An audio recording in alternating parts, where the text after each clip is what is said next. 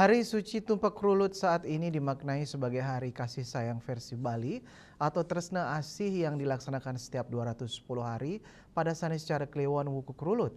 Momentum ini adalah salah satu implementasi Trihita Karana yang melibatkan niatnya atau korban suci, di mana korban suci adalah bagian dari cinta yang tulus.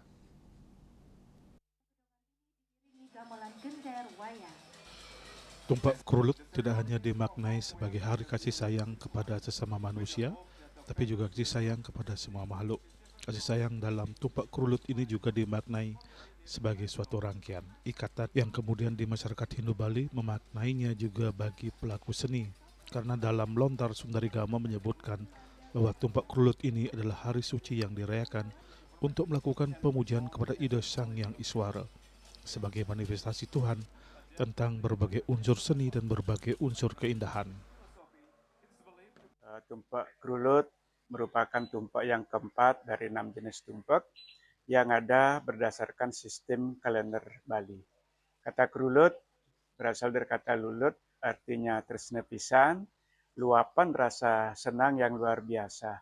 Jadi rasa ini dilakoni bagi mereka yang mempunyai profesi di bidang seni suara dan juga suara tetabuhan. Apakah itu seke arje, seke prembon, seke gambo, seke dramagong, seke kelentangan, seke gong, dan sejenisnya. Jadi sumber sastranya adalah lontar aji gurnite yang banyak mengurai, memberikan penuntun pelaksanaan tumpak kerulut bagi para pelaku seni suara dan juga bagi pelaku seni tabuh. Oleh karena itu, bila dihayati secara mendalam bahwa perayaan Tumpak Kerulut itu merupakan penciptaan rasa saling kasih, mengasihi antara sesama manusia dengan sarana seni tetabuhan, hasil ciptaan yang widi, yang dapat menimbulkan rasa menarik dan memikat hati antara para pelaku seni juga pada para penikmat seni. Tepat hari ini juga dipercaya sebagai hari untuk melakukan ritual penyembuhan bagi anak-anak yang sulit bicara.